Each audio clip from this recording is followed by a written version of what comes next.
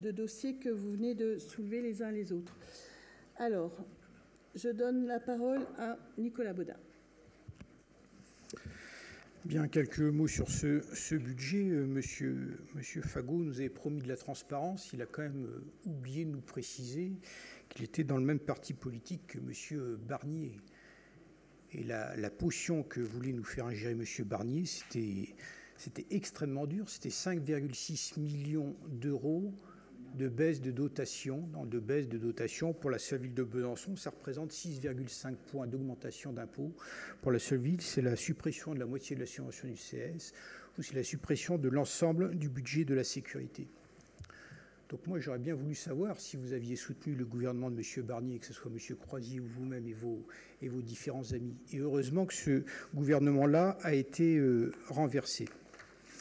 Parce que globalement, vous avez un rapport qui est très étrange avec celui de la décentralisation. On peut constater depuis différentes années que vous avez de manière systématique supprimé tous les impôts.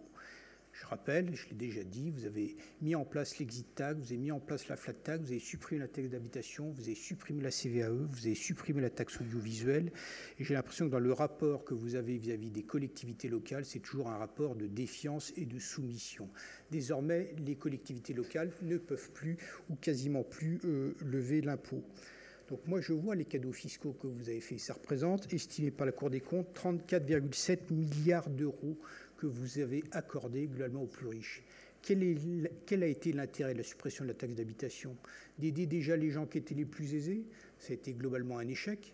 Et globalement, on constate que les gens, quelques années après, oublient même que ce cadeau-là, d'un point de vue électoral, n'avait finalement aucun poids. Quel est l'intérêt dans ce nouveau budget que pourtant nous, socialistes, par esprit de responsabilité, nous avons souhaité voter parce que c'était moins mal et parce que globalement il fallait quand même que ce pays ait un budget. Le budget de l'enseignement supérieur et de la recherche, c'est 1 milliard d'euros en moins. Ça représente moins 3%, ça représente 4000 postes en moins. Et pour autant, malgré ce contexte-là, eh bien, la ville de Besançon, depuis 2011, n'a jamais augmenté ses taux d'imposition. Entre 2020 et 2024, la seule ville de Besançon, c'est 200 millions d'euros d'investissement et l'agglomération, c'est 230 millions d'euros sur GBM. Ça veut dire qu'en 5 années, 2020-2024, sur l'ensemble du territoire Grand Bisontin, c'est plus de 500 millions d'euros qui ont été injectés dans l'ensemble des collectivités locales. On peut voir à quel point, globalement, les collectivités locales sont particulièrement responsables, tout simplement parce qu'elles votent chaque année des budgets en équilibre. Mais quelle cohérence vous faites, Monsieur Croisier, lorsque vous défendez les cités éducatives et que, par ailleurs, dans les mêmes établissements, vous supprimez des postes? Quelle est la cohérence, quelle est la logique? Quelle est la cohérence sur le fait de moins investir sur tout ce qui est lié à l'énergie, l'isolation des bâtiments publics? Comment globalement lutter contre le réchauffement climatique alors même que ces budgets ont été globalement sacrifiés dans la nouvelle mouture de ce budget?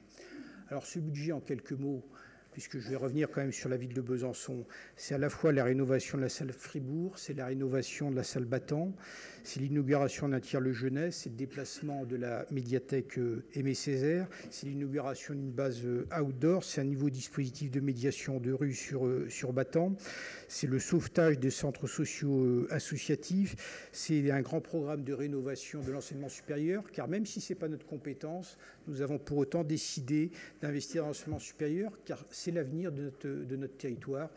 Et puis je ferai une seconde intervention pour revenir sur les problèmes de sécurité.